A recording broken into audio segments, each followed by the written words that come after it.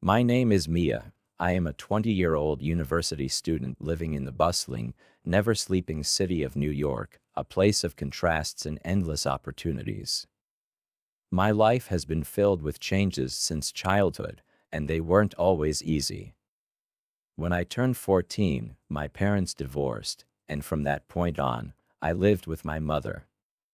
This separation left a mark on my soul, but the most difficult year for me was last year, when my father, with whom I had a particularly warm and close relationship, passed away from cancer.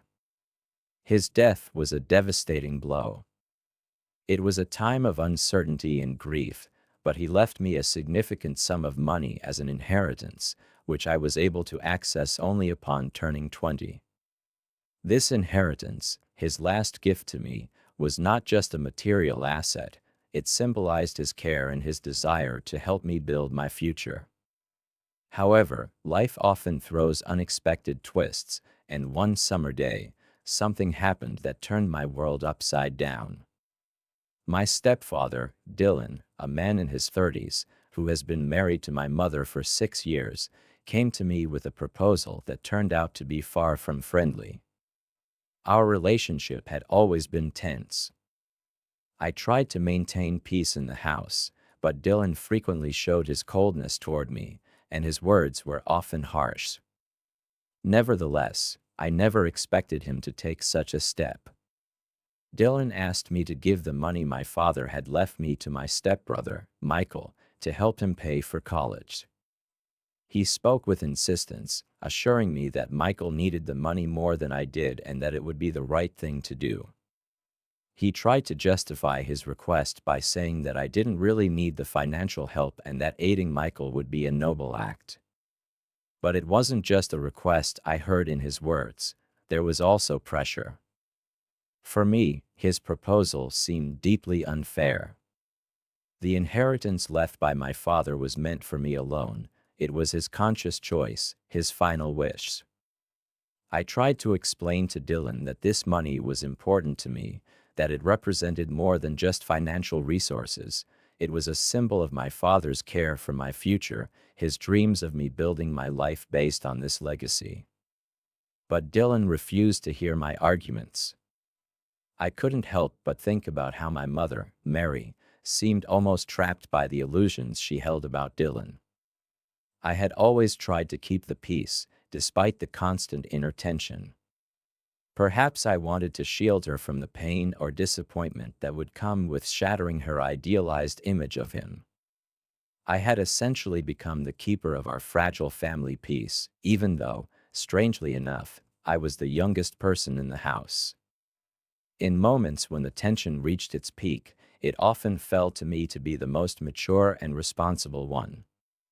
I watched as others either retreated or acted recklessly, and despite my age, I frequently found myself striving to restore order and maintain balance.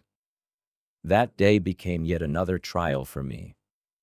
My mother was away, and her absence meant that no one could intervene to protect me or take my side. I knew that if she were home, she would have been furious at seeing Dylan trying to take advantage of the situation. He knew full well that she wasn't there, and he was using this window of opportunity, confident that he could break my resistance. But he had underestimated my resolve and strength of spirit. As I, thoroughly frustrated by his behavior, tried to walk away from our heated argument, Dylan persisted, shouting after me. He accused me of being a terrible sister, of selfishly refusing to help Michael, of depriving him of his chance at an education. But this was never about refusing to help. I didn't object to the idea of helping. What troubled me was the principle. The money my father had left for me was meant for my future, not for someone else's whims, which seemed to change depending on Dylan and Michael's latest desires. Unfortunately, they both shared the same selfish mindset. This wasn't a conversation, it was manipulation.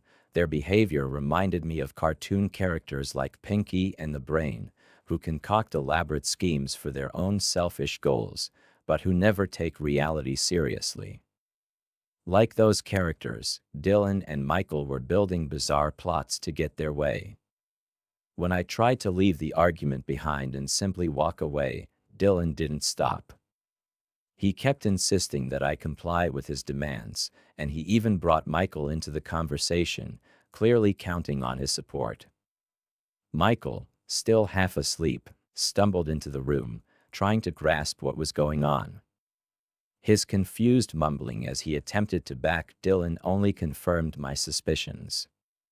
Dylan's insistence that I hand over the money began with some talk of a business project, which then suddenly morphed into paying for Michael's education.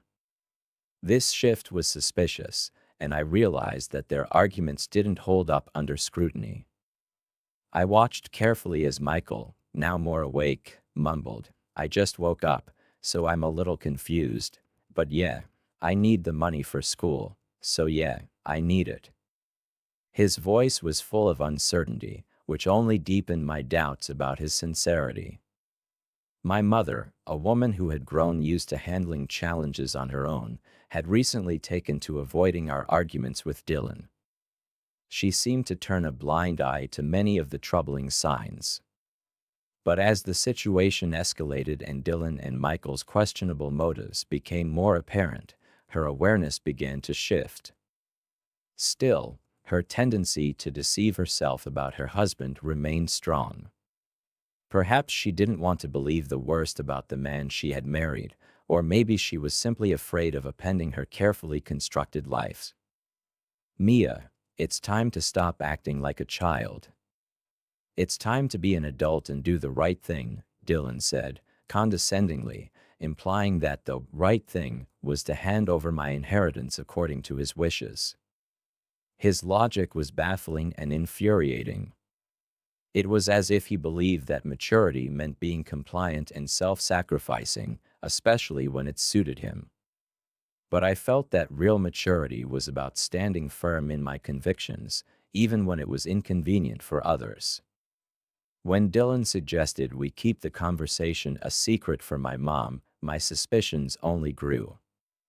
Why hide it from her? She had every right to know what was going on in her home. This fact, along with his uncharacteristically harsh and insistent tone, raised even more red flags. The entire situation surrounding the so-called business that Michael supposedly needed sudden funding for seemed too suspicious. The questions kept piling up, and I knew that Dylan and Michael had underestimated my ability to see through their manipulations. What was especially concerning was Dylan's persistent desire to keep my mom out of the matter. That was a red flag. I decided I couldn't wait any longer. I had to tell my mom as soon as possible. As soon as I got the chance, I called her. "Mom, how are you doing?" I asked, trying to gauge her mood. Her calm voice came over the line. "I'm doing fine, honey. How about you?" My words caught in my throat for a moment, knowing the conversation we were about to have could cause a serious disruption in our home. Finally, I spoke. "Mom, the thing is, Dylan and Michael have been acting really strange. Especially Dylan.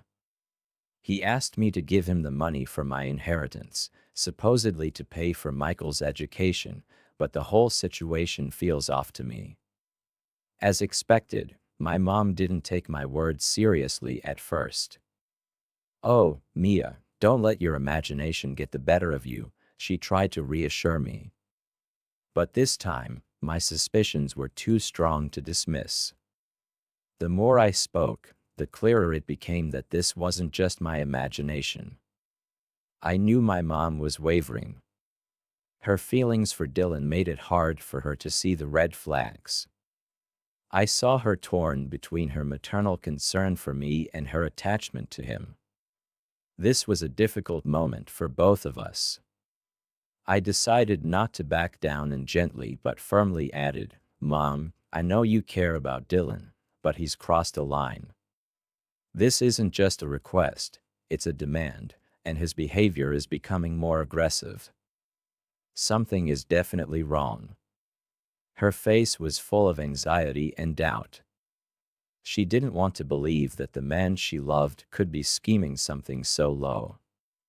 But at the same time, a seed of uncertainty had been planted in her heart. Mia, I don't know what to think. Maybe you're right, but we need more proofs. I can't just believe this without evidence. Her hesitation only strengthened my determination to get to the bottom of this story. I reassured her, "Don't worry, Mom. I'll find the proofs. I won't drop this halfway. If Dylan is really hiding something, I'll do everything I can to uncover it." Late at night, as silence enveloped the house, I found myself at the family computer, my fingers gliding over the keys in search of the truth buried in the depths of virtual conversations. My intuition told me that here I might find answers to the many questions that had been tormenting me in recent days. Fate seemed to be on my side. Dylan had left his email account open, and suddenly his hidden world, full of secrets, unfolded before me. The emails I discovered were like a bright light in a dark tunnel, suddenly exposing what had been concealed. They were a correspondence with a woman named Martha, whose name and tone felt like a cold revelation. These messages, far from innocent chatter, revealed an uncomfortable truth. There was clearly more than just business or friendship between them. Mentions of a romantic relationship and plans for the future quickly filled my mind. But even more troubling was that they were discussing a possible divorce and their plans, backed by funds from some dubious business venture. I felt anger flare up in my chest, as Dylan's betrayal, which my mother seemed so blind to, became increasingly clear. Dylan appeared cautious in discussing any specific details about the business or potentially illegal schemes. But his carelessness had already betrayed him. Armed with this new information, I was determined to get to the truth and expose the whole picture. The next step was Michael. Perhaps, without even realizing it, he could give me more information about Dylan's schemes and what was really going on behind the scenes. I decided to approach him carefully, with my phone recording the conversation, hoping to capture any compromising details. I tried not to show my tension, hiding my intent behind a mask of casualness. "Hey, Michael," I greeted him with a friendly smile. His response was calm, even cheerful, which only increased my unease. He had no idea what I was up to. "You seem especially happy today. Something good happen?" I asked, pretending our conversation was just casual small talk. But of course, I had a different plan. I hoped to learn more about what Michael and Dylan were up to and how it all related to my inheritance. I acted as if I was considering giving in to their request. "I've been thinking a lot about you and Dylan asking for money for college. It's possible I could help you," I said, carefully watching his reaction. Michael's face lit up with joy that he couldn't hide. "Really? That would be amazing. I'll tell Dylan right away," he replied enthusiastically, unaware of the trap. But I wasn't going to give in that easily. "Wait, Michael. Before I make any decisions, I need to be sure the money will really go toward your education. That's the case, right?" I pressed him lightly. Michael hesitated for a moment. His response wasn't as confident as before. "Yes, of course, for college," he muttered, trying not to reveal his uncertainty. And then I asked the key question, "What about Martha? Is she involved in this too?" Michael froze. It was clear he was struggling to answer. His face twisted in confusion, but he quickly came up with an excuse. "Martha? She's just a college advisor," he blurted out quickly, but it was already too late. Before I could continue, the silence in the room was broken by Dylan's arrival. He entered like a ghost, silently, but his presence was menacing. His cold gaze was fixed on me, and his tone was sharp and threatening. "I don't like you questioning my son." His voice was tense, as if he already knew I wouldn't believe a word they said. I tried to stay calm, though a storm was raging inside me. "I just want to know where my money will go if I decide to give it. It's my inheritance, and I have every right to know what it will be used for," I said evenly, but firmly. Dylan's irritation grew. His tone became even harsher. "Once you give the money, there's nothing more to worry about. It's no longer your concern." Dylan's boldness stunned me with its audacity. His words, spoken with menace, made my blood run cold. "You're not just thinking about giving us the money. You will give it, or you'll find yourself out on the street." This threat was so sudden that I was momentarily speechless.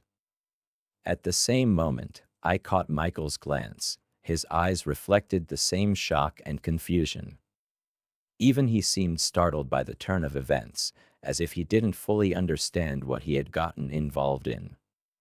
His lips trembled as he tried to intervene. "That's not what we agreed on," but Dylan cut him off with a commanding tone, asserting his dominance.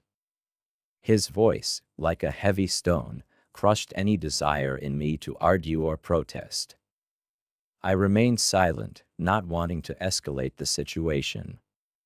My silence was my answer, but it wasn't a sign of defeat. It was a decision to take a step back and process what was happening.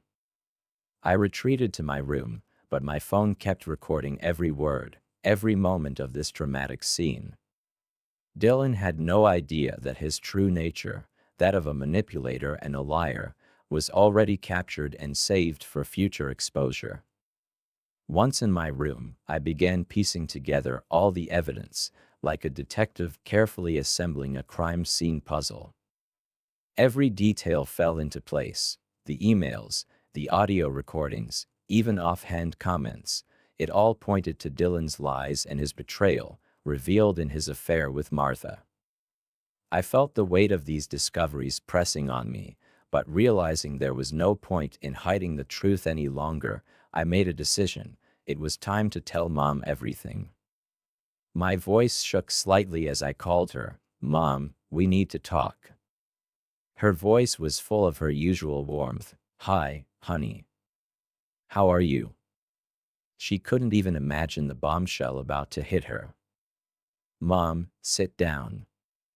There's something important I need to tell you," I said, trying to prepare her for the difficult truth. Carefully, I began my story. Slowly, starting with the small details, I led her to the most painful revelations that would shake any mother. At first, she resisted what I was saying, as if refusing to believe the man she trusted could be so deceitful. But I couldn't let her denial take over, so without hesitation, I played the audio recording of my conversation with Dylan. The words captured on tape rang like a sentence.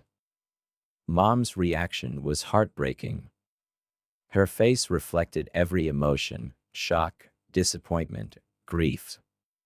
She listened as the world around her crumbled. Why? Why would he do this? How could he be so cruel? Her voice cracked with every word, as if the pain was too much to bear. I tried to be there for her, supporting her and giving her time to process what she had heard. "It's hard to say, Mom," I answered softly, trying to be as gentle as possible. "But one thing's clear: he doesn't care about us like we thought." Hearing the truth, recorded on audio, became a turning point for her. Her face changed, and a new resolve appeared in her eyes. "This is unacceptable," she breathed. "I can't believe I wasn't there to protect you." Her voice trembled, but the determination in her was growing stronger. She quickly pulled herself together, her maternal instincts kicking into full gear. "I'm coming home immediately," she said decisively, ready to take action. I just reassured her, "Don't worry, I've already locked the door." When she finally returned home, her resolve hadn't faded. We embraced warmly, both understanding that the conversations and decisions ahead would be difficult. Our tears seemed to express the betrayal we both felt, but also the inner strength that was beginning to rise. Together, we were stronger than ever, and this realization filled us with renewed energy. We spent hours developing a plan, deciding how we would confront Dylan and everything he had orchestrated. In this joint effort, despite the heaviness of the situation, there was something hopeful. Dylan was clearly puzzled by my mom's sudden return and her icy, cold demeanor. At first, he tried to put on a carefree facade, hoping to distract her from any suspicions. But my mom was unwavering. Her face showed nothing but determination.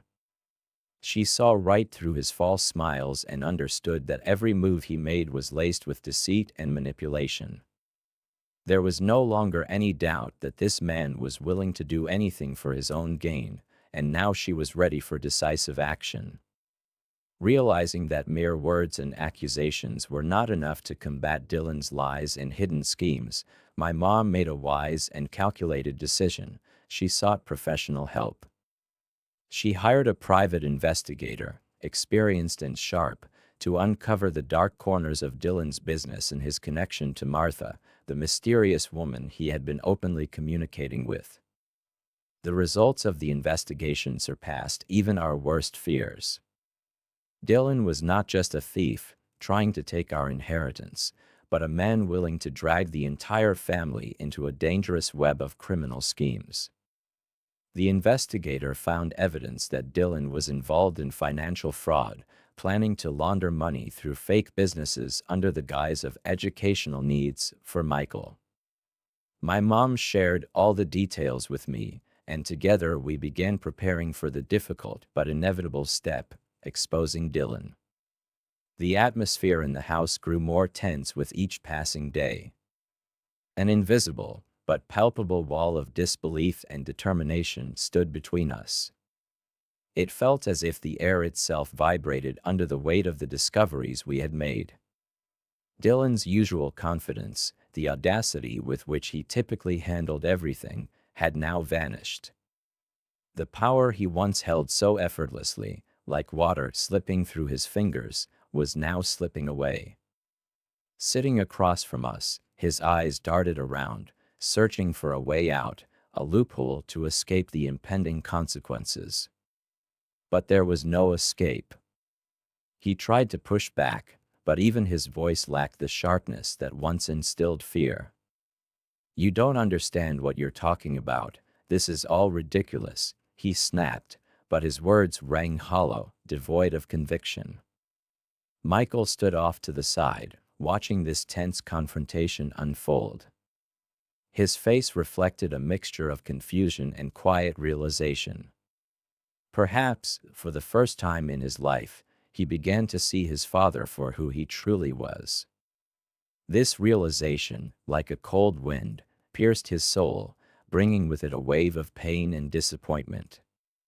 As his idealized image of his father crumbled, he seemed lost, unsure of where to turn.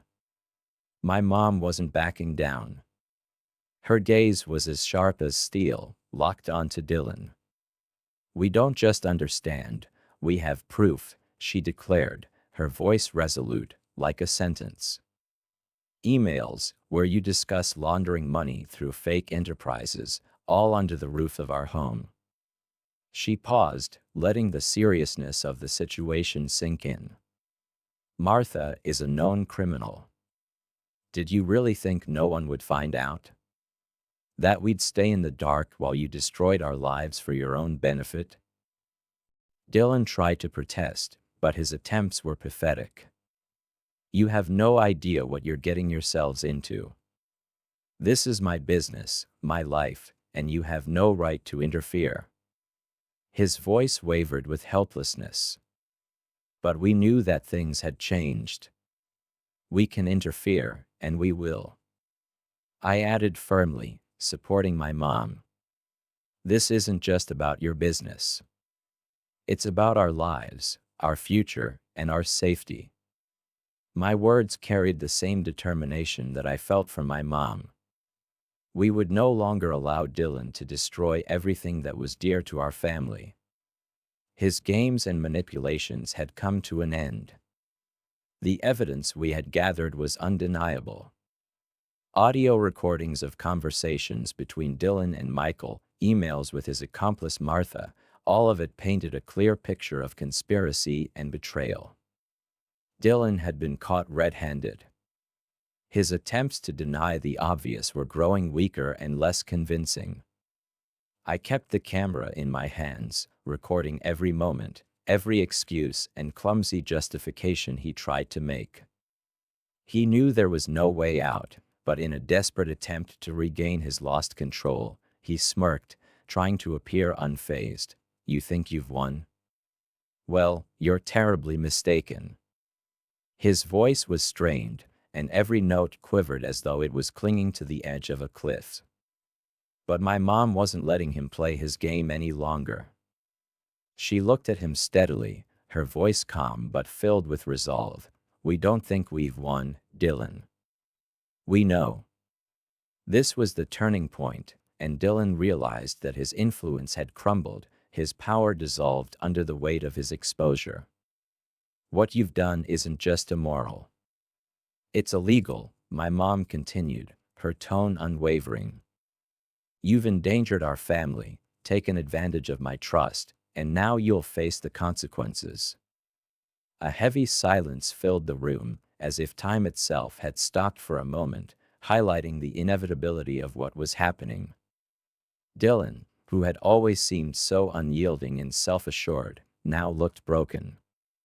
His figure seemed diminished, his gaze darting from face to face, desperately searching for any shred of hope, any chance at redemption. But there were none left. And then, unexpectedly, Michael's voice cut through the silence.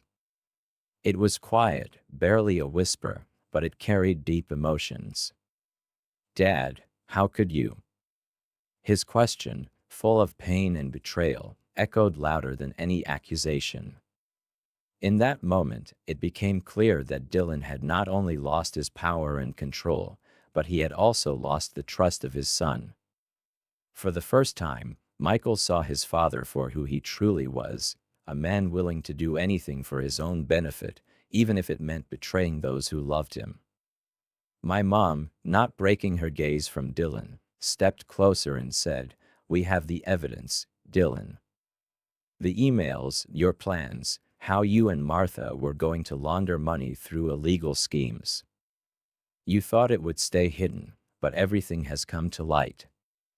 Your actions put not only us, but your own son in danger. And that is unforgivable." Dylan tried to protest, but his voice was almost pitiful. "Martha is just a friend. It's absurd that you're accusing me of this. This is all a misunderstanding." But his excuses rang hollow, and even he seemed not to believe his own words. Who even uses email for such things these days? It's ridiculous, he exclaimed, trying to distract from the heart of the accusations. But his growing nervousness was becoming increasingly apparent. His panic escalated, and he turned to accusations. Did you go through my personal belongings? That's outrageous. How could you? But my mom didn't back down, her voice becoming even more resolute. What's truly outrageous, Dylan, is how you threaten my daughter over money that rightfully belongs to her. How dare you threaten to kick her out of her own home? With each word, her indignation became more evident. Your actions are unforgivable.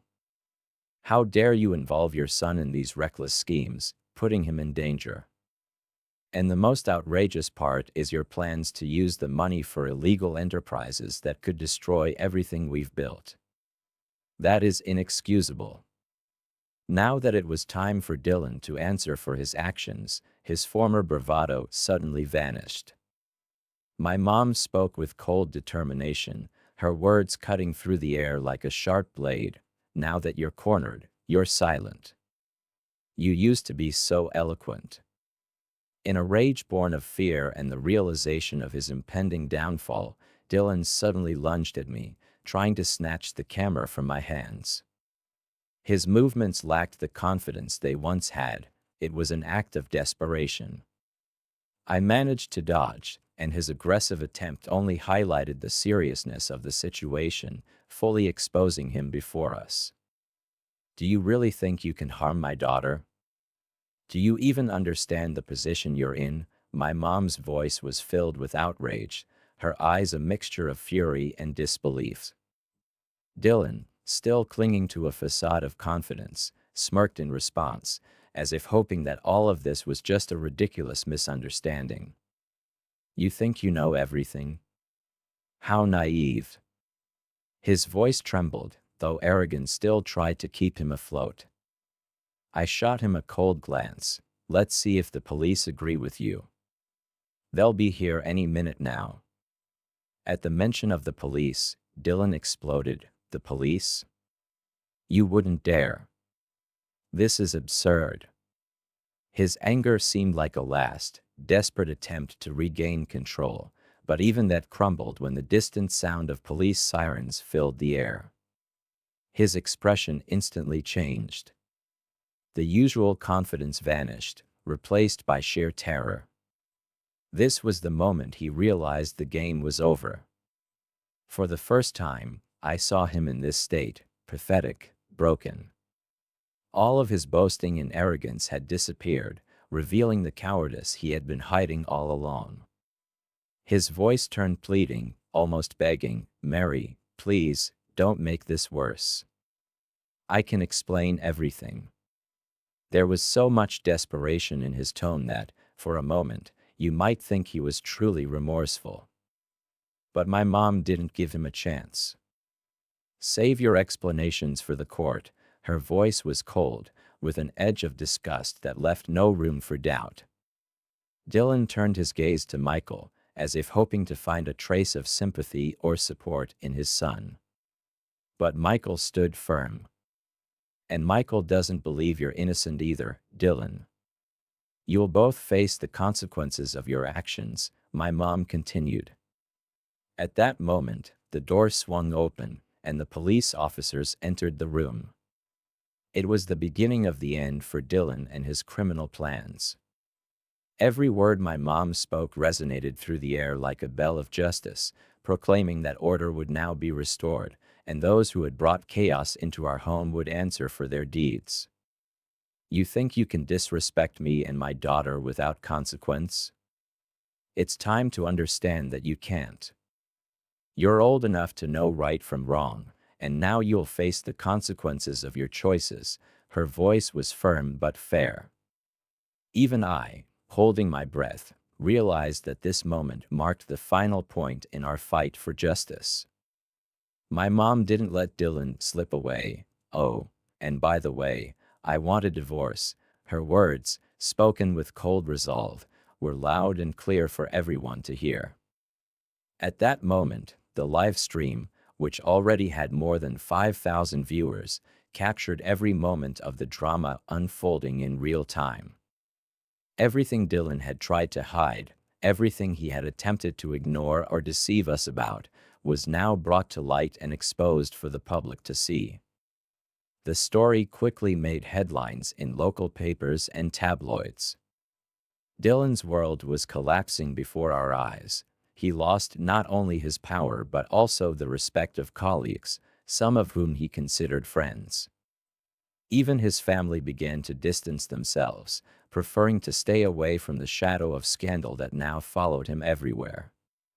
His future was now in the hands of the court, and he faced up to 22 years in prison if convicted. Martha, his accomplice, didn't escape punishment either. The police tracked her down despite her attempts to hide, and she faced similar charges. Now that the storm had passed, my mom and I found comfort in each other. Our bond had grown stronger, forged by what we had endured. We sat on the patio, relaxing, holding glasses in our hands, reflecting on the strange twists of fate and the misfortunes Dylan had brought into our lives. This period became a time of healing and recovery for us. We raised a toast to our freedom and to the new chapter of life we were stepping into, feeling a sense of relief. Roll back into your past, Dylan, because we'll keep moving forward, leaving the shadow of deception behind with every step.